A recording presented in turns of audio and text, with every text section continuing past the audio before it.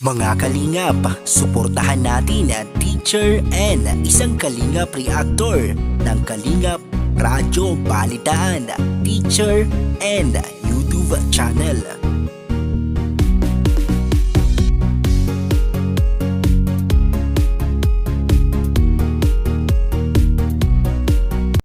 Hi everyone, this is Teacher N and welcome back to my YouTube channel.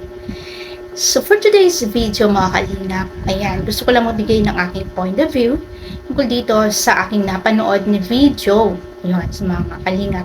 So syempre, credit to the owner. Ayan, shout out po kay Kalingap Edo, ang isa sa mga hari ng charity.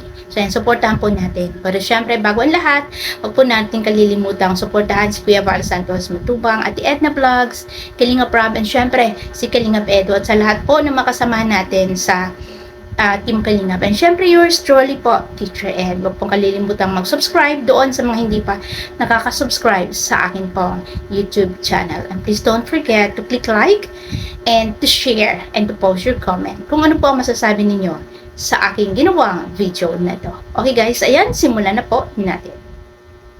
Sa malayong lugar sa probinsya ng Camarines Norte, may isang pamilyang nakatira pansamantala sa isang lupaing hindi naman nila pagmamay-ari.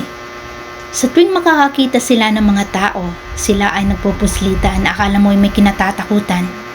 Pero hindi nila alam yung taong dumarating ay taong maghahatid sa kanila ng tulong at pag-asa sa kanilang buhay. Kung ating titingnan, sila yung mga taong napakasimple lang ng kanilang pamumuhay. Pero sa kabila nito, meron din pala silang mga kwentong hindi natin alam. At yan ay ating pakikinggan mula kay ate na nakapanayam ni Kalingap Edo. So ay mga kalingap, pakinggan na po natin anong masasabi ni ate sa mga manidi. Layas ko dahil sa araw-araw na Panginoon Diyos inom ng inom. Ay, yun lang mo. Hindi pa nakukupra, iniutang na sa inom. Sabi ko hindi pwede nang gayon. At ang mga bata ay kinukulang ng salip na ibiling pagkain iniinom.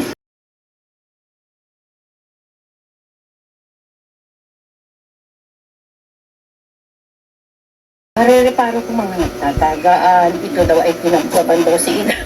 Kinagat daw si Igna ng gabi, nagsusumbong sa akin. Ay, kinagat ako ate. Ito namang isa, naglago daw ng taga. Sabi ko, mai-stress ako. Kaya tama na yung may isa ako. Titingin-tingin dito sa nyugan. Ayos na yan, masaya na ako. So ayun mga kalingap, ating narinig kay ate di umano na itong mga manidi ay nagtatagaan daw at nagkakagatan na naranasan nga nito ni Ate Edna na isang manidi. Okay, so ayun mga kalingap, ano masasabi ninyo dito sa sinabi na to ni Ate Edna?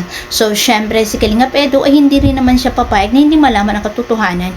Kaya yun, ay naitanong niya dito kay Ate Edna kung totoo nga ba na sila ay nagtatagaan. Pero pinabulaanan po yon ni Ate Edna. Pakinggan po natin. Ay, sige, walang problema kung gusto ko. Naman mapipilit sila kung ayaw nyo dito. Doon tayo. Sabi ko si ate, ayaw nyo doon kasi Ay, may ano daw doon, magulo. ay, wala na yun. Wala. Ako sila Hindi, nagtatagaan daw kayo eh. Ay, walaan. Hindi to. Hindi yun. Sigurado kayo. Yung Sigurado, promise. yung gayon na salita. Normal lang yun sa manidi. Kapag ako ginalitan, halimbawa, hindi na ako magtatagal na magsasalita at naalis wag ako na gayon. Nagpapalipas ng pagbalik, di wala na. Opo. Naintindihan natin. Magkakaiba siyempre ng kultura, mga Kung yung isip natin baga parang... siyempre mga manidi, ibang pag-iisip niya sa mga kagaya natin.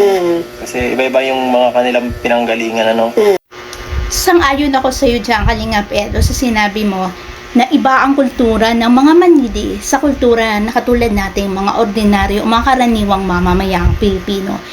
Ayon nga kay Ate Edna, hindi si Ate Edna Vlogs si Ate Edna, ayun, na ito isang manidi, ay kung siya ay kinagagalitan, mas pinipili na lang niyang lumayo, mas pinipili na lang niyang umiwas, kasi pagbalik niya lang din ay magiging ayos na ang lahat. So ang kultura talaga ng mga manidi ay ibang-iba sa kultura natin.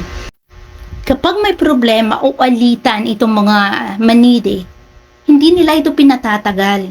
pinag-uusapan agad sa tulong ng nakatatanda o leader para maayos at manatili ang magandang samahan. Kung makikita mo rito mga kalingap, di ba, meron silang napakasimple na pamumuhay pero nakatuon sa survival at pagtutulungan. Malapit din sila sa kalikasan. Malakas ang kanilang sense of community, mga kalingap. Kung ikukumpara natin sa city life, di ba, yung mga tao na nakatira sa syudad, mas kaunti ang material na bagay ng mga manidi. Pero mas nakadepende sila sa isa't isa at sa kalikasan. Kaya itong sina Ate Edna, di ba, pababahayan sila ni Kalingap Edo, mas pinipili nila na doon sila patayuan ng bahay sa lugar kung saan nandun ang kanilang mga katribo. Kasi yan ay ang kanilang kultura na sila ay nakadepende sa bawat isa at sa kalikasan. So ayan, maraming salamat dito kay Kalingap Edo. Kudos. Isa ka talagang hari ng charity o paglingap. So ayan, maraming salamat lalong-lalo na doon sa mga sponsors na nagpaabot ng tulong dito sa manidi na to, na sa pamilya ni Ate Edna, no, na magkakaroon sila ng kanilang sariling bahay na wala nang magpapalaya sa kanila.